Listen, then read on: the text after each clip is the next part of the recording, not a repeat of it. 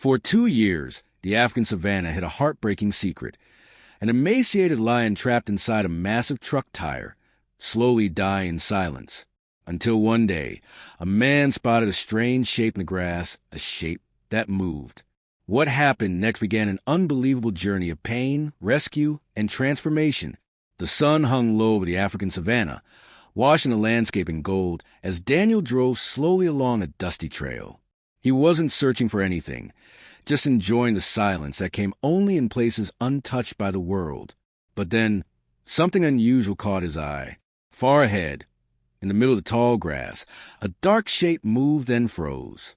At first he thought it was an old tire or a fallen tree trunk. But suddenly, it shifted again, weakly, almost collapsing into the dirt. Curiosity pushed him forward, though each step tightened a knot of unease in his stomach. As he approached, the truth hit him like a punch. It wasn't debris. It was a lion, skin stretched over bones, ribs sharp as knives, head hanging low. And around its body, locked tightly like a cruel prison, was a massive, weathered truck tire. 2 years earlier, this lion had been a symbol of strength. Young, powerful, and fearless. He ruled a small territory near the edge of the reserve, roaming confidently with his pride. But one tragic afternoon changed everything. While chasing a fleeing antelope near an abandoned campsite, he leapt to what looked like a harmless rubber ring.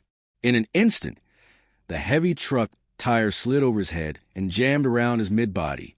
Startled, he thrashed wildly, clawing at it, twisting, rolling the dirt, but the tire only dug deeper into his skin. Days turned into weeks. The tire cut into his flesh, slowly carving deep wounds that refused to heal. Hunting became almost impossible. Each movement drained him. His pride eventually abandoned him, forcibly behind a lion that could no longer keep up. Alone and growing weaker, he wandered endlessly, driven only by instinct and a fading will to survive. Rain, drought, scorching heat. He endured them all, dragging the tire like a curse that consumed every ounce of strength. Hyenas stalked him. Vultures circled overhead. Yet somehow, he kept walking, refusing to surrender. His survival wasn't luck.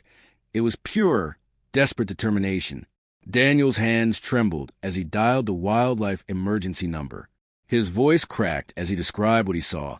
A dying lion with a tire cutting into its body.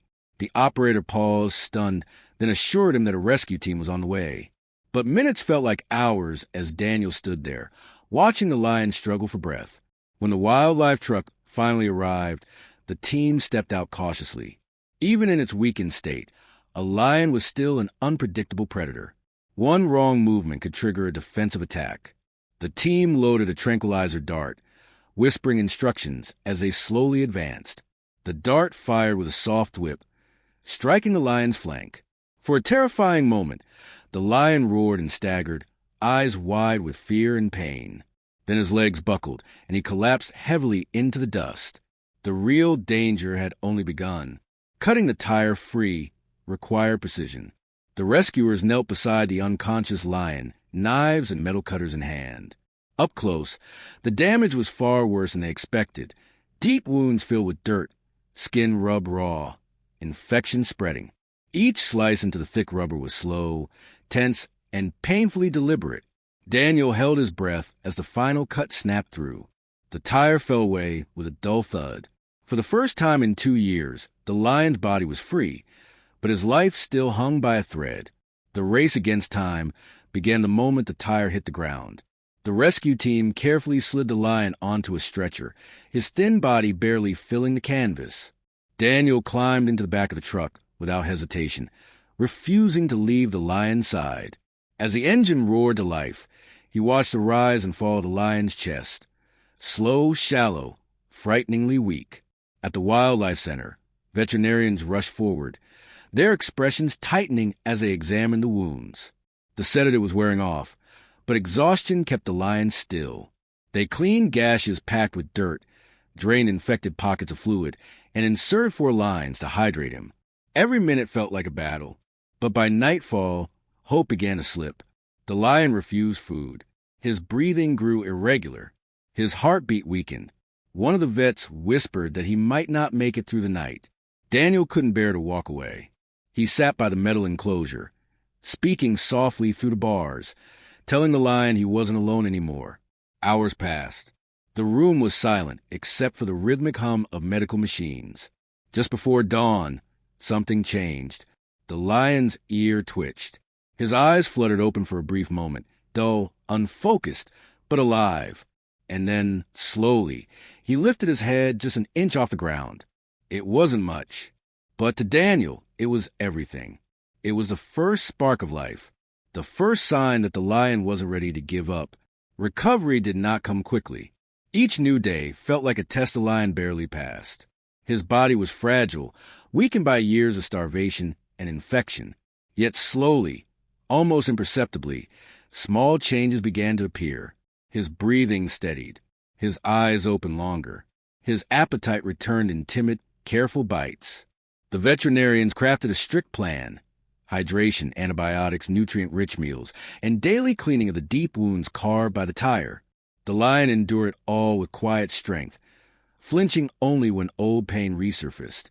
As weeks passed, new fur began to grow over the scarred skin. His ribs, once sharp as blades, softened beneath regained muscle. He was becoming a lion again, not just surviving, but reclaiming life. Daniel visited every day. Sometimes he brought meat.